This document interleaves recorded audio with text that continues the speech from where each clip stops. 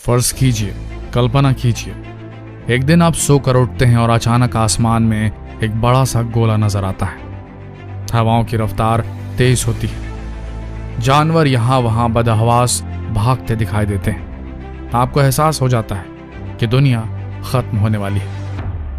ऐसे में आप सबसे पहला काम क्या करेंगे, और सबसे बड़ी बात, क्यों करेंगे? गवर्नमेंट एजेंसीज क्या करेंगी? क्या वो इस बात की जानकारी लोगों में सर्कुलेट होने देगी कि दुनिया अब खत्म होने वाली है? लोग क्या करेंगे? भागेंगे या एक जगह बैठकर आने वाली मौत का इंतजार करेंगे? हम बात कर रहे हैं कि क्या होगा अगर एक प्लैनेटिज्मल, एक छोटे ग्रह के आकार का पिंड पृथ्वी से टकरा जाए तो क्या होगा? कैसे बिताना चाहेंगे आप अपनी जिंदगी के वो आखिरी लम्हे?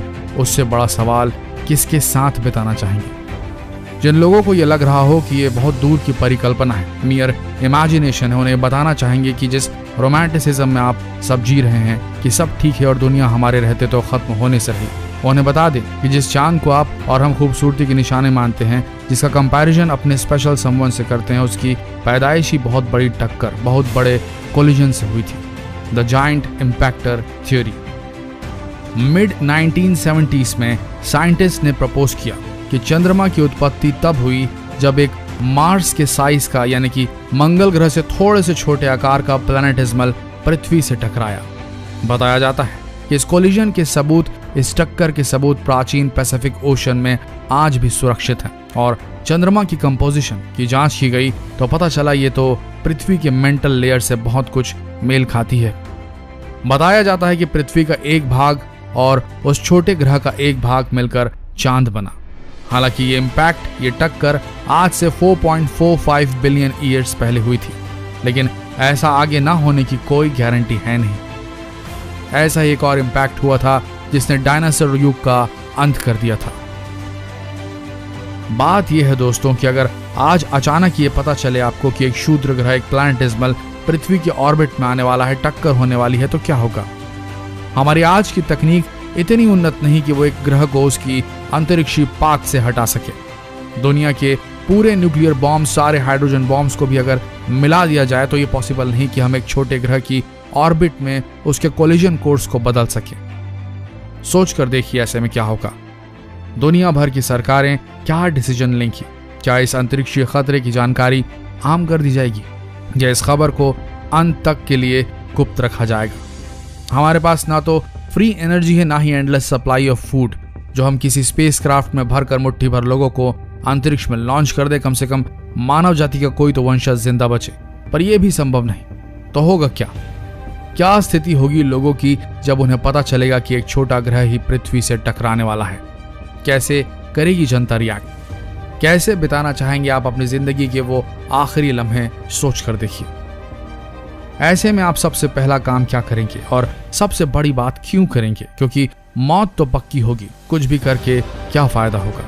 कैसे दिलासा दिलाएंगे छोटे बच्चों को, अपने लव्ड वंस को, अपने पेरेंट्स को? कैसे बोल पाएंगे सब ठीक हो जाएगा जब पता है कि कुछ ठीक नहीं होने वाला? Think about it. सोच के देखिए क्या करेंगे आप। ये सिचुएशन बड़ी ही इमेजिनरी लग रही होगी आपको, लेकिन स्पेस साइंस की माने तो यह असंभव नहीं। और प्रैक्टिकल लाइफ की बात करें तो हर रोज किसी न किसी के साथ ऐसा जरूर होता होगा कि उसे पता है कि मृत्यु निश्चित है, पर समाधान कोई नहीं। कैसा फील करते हैं ऐसे लोग प्रैक्टिकल लाइफ में? क्या करना चाहेंगे सबसे पहले? अपने अपनों को गले से लगाकर हर उस चीज की माफी मांगना चाहेंगे जो गलतियां आपसे हुई? ये कह नहीं सकते। टक्कर से एक हफ्ते पहले क्या होगा? ऐसा नहीं कि आसमान में अचानक लोगों को एक ग्रह दिखाई देने लगेगा। ये धीरे धीरे होगा। पहले एक ग्रह सा दिखेगा आसमान में जो धीरे धीरे बड़ा होने लगेगा और फिर चांद के आकार का दिखाई देने लगेगा। धीरे धीरे इसका आकार बढ़ने लगेगा और लोगों को पता चलने लगेगा कि कुछ सही नहीं है। टक्कर के कुछ दिन पहले तक जैसे ही यह ग्रह चंद्रमा के ऑर्बिट में आएगा, बुरी चीजें होनी शुरू हो जाएंगी। समुद्र में 8 गुना ऊंची ऊंची लहरें बननी शुरू हो जाएंगी, ऊंची ऊंची सुनामी आनी शुरू हो जाएंगी, लेकिन तट में बसे शहर पूरी तरह सुनामी की चपेट में आ जाएंगे। उस ग्रह का ग्रेविटेशनल पुल जब पृथ्वी के ग्रेविटेशनल पुल को अपनी तरफ खींचेगा, तब ऐसा होना शुरू होगा। तूफान आएंगे, ऐसे में लोगों को भारी क्षति होनी शुरू हो जाएगी। टक्कर से 28 घंटे पहले ठीक 28 घंटे पहले जब शूद्र ग्रह और पृथ्वी एक दूसरे के कोलिजन कोर्स में आ जाएंगे तो मेगा सुनामी आनी शुरू हो जाएंगी। मेगा टोर्नेडोस आएंगे जिनकी कैटेगरी किसी भी स्केल में मापी नहीं जा सकेगी। वोल्केनोस एरप्ट होने शुरू हो जाएंगे, ज्वालामुखी फटेंगे। शूद्र ग्रह और पृथ्वी दोनों की ग्रेविटेशनल पुल एक दूसरे को खींचेगी और टक्कर की प्रोसेस तेज हो जाएगी। टक्कर से ठीक 3 मिनट पहले जब उस प्लैनेटिज्मल के उस शूद्र ग्रह के वायुमंडल का सामना होगा पृथ्वी के वायुमंडल से, पृथ्वी के एटमॉस्फेयर से, तो जो टक्कर होगी इन दोनों एटमॉस्फेयर्स की वो बेहद खतरनाक होगी। सब कुछ बेहद तेजी से भाप बनकर उड़ना शुरू हो जाएगा, कुछ नहीं बचेगा। इतना तापमान होगा कि क्या बिल्डिंग, क्या ब्रिजेस, क्या शहर, सब भाप बनकर उड़ जाएंगे। टक्कर होने के बाद जैसे ही ये टक्कर होगी उस प्लैनेटिज्मल का कोर पृथ्वी के कोर में समा जाएगा और दोनों के कोर मिलने से जबरदस्त ग्रेविटेशनल पुल जनरेट होगा, जिससे पृथ्वी खुद अपने आप कोलैप्स होनी शुरू हो जाएगी, अपनी ही ग्रेविटेशनल पुल में खिंच जाएगी। बची रह जाएगी तो स्पेस डेब्रिस, पृथ्वी के टुकड़े जो किसी और ग्रह के ऑर्बिट में ओवर द पीरियड जाकर चक्कर काटने लगेंगे। आपको बता दें कि हमारे मिल्की वे गैलेक्सी में ऐसे बहुत से मीटियोर बेल्ट्स हैं जो कई ग्रहों के नष्ट होने से बनने के सबूत हैं। अब आप सोच कर देखिए, क्या पृथ्वी के पास अनलिमिटेड टाइम है? क्या मानव जाति के पास अनलिमिटेड टाइम है? क्या हमें आज से ही सोचना नहीं शुरू कर देना चाहिए? क्या यह सच नहीं कि हमने ऑलरेडी हवा और पानी और हर चीज बुरी तरह पॉल्यूट कर दी है?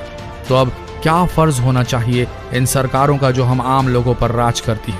दूसरे देशों के साथ आर्म्स रेस में अरबों खरबों रुपया और मिनरल रिसोर्सेस को झोंक देना, या एक होकर दुनिया की हर गवर्नमेंट को एक होकर इस ओर भी निवेश और प्रयास करने की जरूरत है। कभी ऐसी स्थिति आई तो प्लान बी विकसित करने की तैयारी नहीं करनी चाहिए हमें। जो निवेश एक दूसरे से लड़ने में हो रहा है उसका उपयोग ऐसी टेक्नोलॉजी विकसित करने में नहीं होना चाहिए जिससे हम किसी दूसरे ग्रह, अरे चांद पर ही बस्तियां बसाने के काबिल हो जाएं।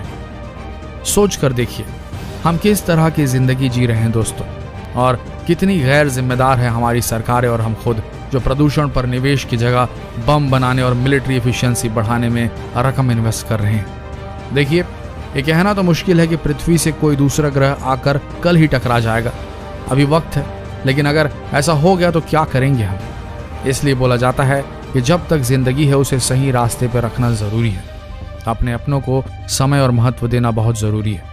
जो जरूरी है उसे वक्त देना जरूरी है, क्योंकि कब वक्त खत्म हो जाए ये कोई कह नहीं सकता। इसलिए अपने आप को वहीं इन्वेस्ट कीजिए जहां जरूरी है, कहीं और नहीं। धन्यवाद।